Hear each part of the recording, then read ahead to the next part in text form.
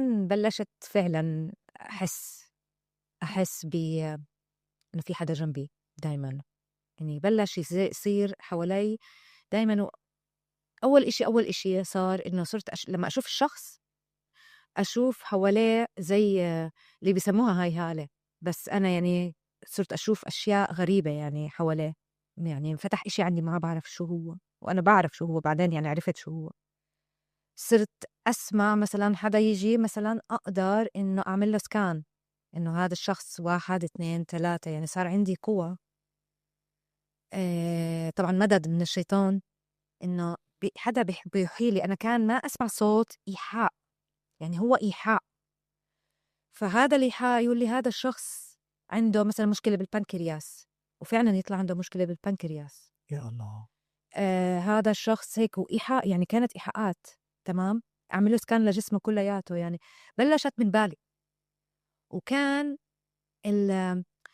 بتذكر إنه كان كتير يهتموا فيي بشكل مش طبيعيين، مش طبيعي الماسترز هناك. يعني أنا بالذات، أنا وشخص تاني كان معي، شخص كتير برضو مهم، كان يهتموا فينا إحنا يعني بشكل كتير كتير كتير كبير. لو عشان تحس تنشروا الكلام ده في العالم الإسلامي. طب. يعني إحنا كنا جروب كبير، م. بس كنا إحنا التنين المميزين. يعني أكتر إشي إنه ما بعرف شو السبب، صار في اهتمام كتير، حتى لما رجعنا على عمان صار في اهتمام كتير كبير.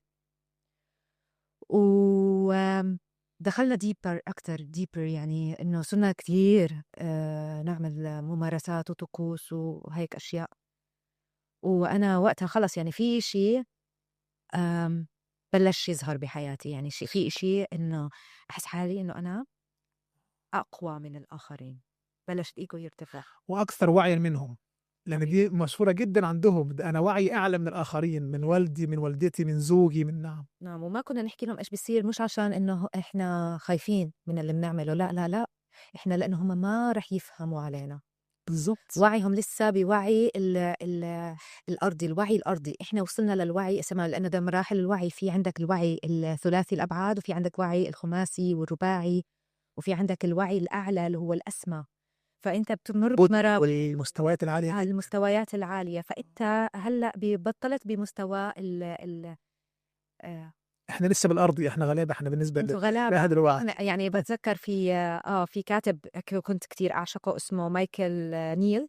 فهذا الشخص قسم الناس، قال تخيلوا حالكم زي كأنه انتوا بأسانسير، اوكي، مصعد، وانت لما تكون بالوعي الأرضي، وعي القطيع، اوكي، انت بتشوف بس بتشوف الاشي اللي قدامك، وما بتقدر تشوف beyond the horizon، يعني انه بعد يعني بعد المنظور العام. يعني كل ما بتطلع بالأسانسير كل ما بترتفع وعيك أكتر، وبتتواصل وبتصير تشوف الصورة الكاملة للأشياء والأحداث.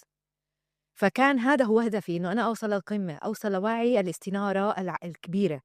وكان كل الناس اللي حوالي اللي معي بالرحلة هاي، يعني إحنا كلياتنا كنا بالأردن، يعني أنا بحكي على الأردن مثلا، كلياتنا نفس الأشخاص، بنروح على نفس الرحلات، بنروح على نفس ال ناخد نفس الكورسات، نجتمع بنفس المكانات. فبتلاقي كلياتنا في سباق، مين يصير يوصل وعيه أعلى، مين يقدر. هذا الشخص صار يشوف مثلا يعمل تشانلينج، أنا لازم أضلني أتدرب حتى أصير أعمل تشانلينج أنا كمان. فكان في سباق على مين يصير باورفل أكتر، ووعيه يعلى أكتر. فكانت هاي بصراحة يعني كان في كومبيتيشن كتير عالي. هو الوعي أصلا في الثيتا هيلينج حتى نفسه، في الثيتا يقول لك في وعي البوديك اللي هو ده مستوى عالي جدا، بوذا يعني. بعديه وعي إلوهة. يعني أنا حتى بقرأ يا إخوانا، حتى الأسامي نفسها مخيفة. يعني الأعلى حاجة أنا فاكر كان آخر هم 7، أعلى 2 البوديك والألوهة. طب انتوا يعني لما أصل لازم مرحلة أقدر بقى ساعتها أشفي نفسي، يعني أتحول لإله. يعني بيقول لك كده اعمل داونلود للشفاء واعرف. فالمواضيع من اخطر ما يكون، بتوصلني في الاخر لمرحله اللي هو تصور الالوهه، ان الانسان تأله على الارض، علشان ده الطريق اللي لابد منه في مرحله ان الانسان يستعبد للشيطان. لان انا بقول ان عشان اصل لمرحله اني اعبد الشيطان، لازم امر بمرحله اتخيل اني اله على الارض. هيكون بعدها تصور الشخص، وده قرأته في أكثر من مرجع من مراجع كبار المؤسسين لهذا الموضوع الخطير جدا، إن قبل أن وأله الشيطان ويصير هو إلهي إله النور لوسيفر، قبلها لازم أنا أتأله على الأرض تعالى الله عن كفرهم عز وجل. فهنا المرحلة دي مهمة جدًا، إن أنا الوعي بتاعي بيعلى وبيعلى، والواقع طبعًا يقينًا إن هو عايش في عالم موازي، وعايش في مرحلة من مراحل إن هو بينهار إيمانيًا، بينهار عقديًا، بيتفكك عنده تنفتح ليه مجالات الله أغلقها عنا أصلًا بحكمته عز وجل.